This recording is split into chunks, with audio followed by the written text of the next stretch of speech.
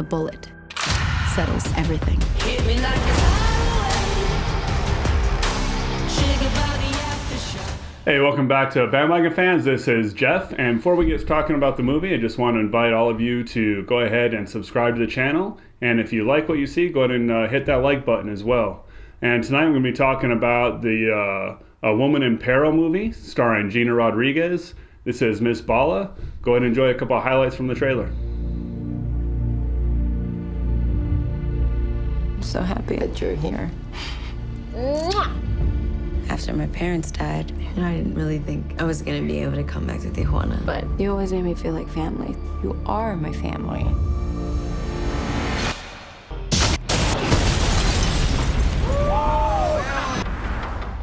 Is this you? You have to believe me. They made me do it. The building that you blew up is a DEA safe house. You know how long you'll go away for? Unless you help us get Lino Esparza.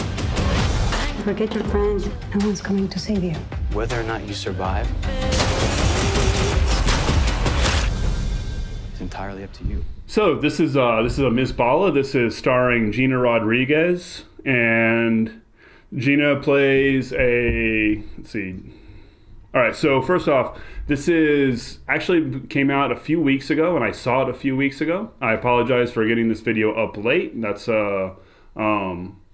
just kind of life happened last few weeks, and just been pretty busy at work. But I do want to get all these videos up because you may want to actually catch this movie in the theater while it's still there, or want to decide if this is worth catching on Netflix or something.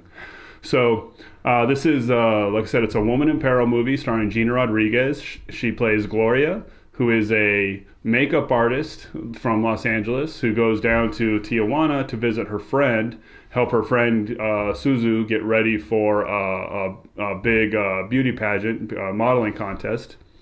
And some events happen there's a lot of corruption surrounding this contest. Some events happen, and Suzu ends up being kidnapped.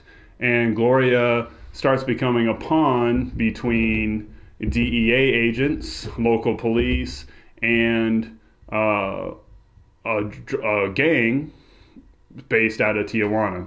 So surprisingly, watching the trailer, I really wasn't expecting much from this movie. But going into it, it has kind of a feel of, if you remember the Jennifer Lopez movie Enough, it does kind of have that feel of woman in peril, but finds the strength to overcome the odds, and by a combination of her own inner strength and her wits, and while is, oh, hi, kitty. Oh, how are you doing? This is Ernie, if you haven't seen him before. He occasionally makes an appearance, and if you're lucky, you might even see a little, no. So, anyways, that was Ernie. He's still around. So, anyways, where was I? So, using a combination of her inner strength and some wits, a while is able to come overwhelming odds and navigate this terrain of DEA. Hey, he's back. DEA versus cartels. So, like I said, some of the things that worked really, really well in this movie was Gina herself. This is a performance. This was a type of role that could easily be schlocky. But like Jennifer Lopez before her, she was believable in all the scenes. She was never, maybe towards a little bit at the end, it got a little bit over the top, but for the most part, her reactions always felt genuine, and it felt like even though the circumstances are kind of outlandish, if somebody was caught in those circumstances, that's how you would expect them to behave. So Gina did a fine job, really carried the movie, made the whole movie worth watching. And the setup itself, this is, he is just all over the place tonight. What you doing? Anyways, so let's get rid of BB-8.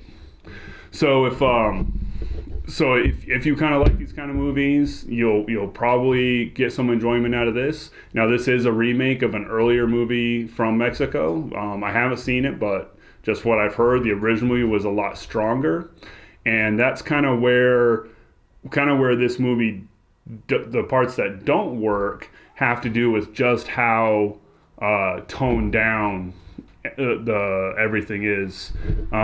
This is, I'm pretty sure it's a PG-13 movie, and it felt very, very PG-13. Yeah, so it's PG-13. It's pretty brisk. It goes by pretty fast. But the violence was pretty mild. The language was pretty mild, which in and of itself isn't a problem. But the juxtaposition between how soft it was versus the subject matter was a little bit off. But probably the biggest thing that didn't work was the primary villain. And this is kind of the head of this one particular cartel. His name is Lino, played by Ishmael Cruz Cordova. And looking at his background, he actually spent quite a bit of time on Sesame Street. And if you're gonna cast somebody to be like a menacing cartel villain, probably shouldn't be looking to Sesame Street for the casting. Ishmael, he's probably a fine actor. This is the first time I've really seen him. He's probably a fine actor, but just way too pretty to carry this particular role. And it really never was believable that when he tried to be menacing, it just never came off as realistic. There's probably could have been a whole bunch more better choices for this real essential character. And because he wasn't menacing, it really did knock the whole movie down quite a bit. So I mean, overall, like I said, this movie was a lot more fun than I was expecting it to be. I expected it to be a dumpster fire, but it actually was fairly entertaining. Not particularly worth going to the theater for. There's other better movies out right now, but if you catch this on Netflix or Hulu or Redbox, it's definitely worth killing an hour and a half or so for, but not really theater worthy. So that's kind of my take for Miss Bala. Gina Rodriguez, thumbs up for her. Overall, the movie mediocre, and Ishmael, man, I hope to see you in some other movies, but this was not the role for him. So again, thanks for watching. I'm Jeff. Get on the bandwagon.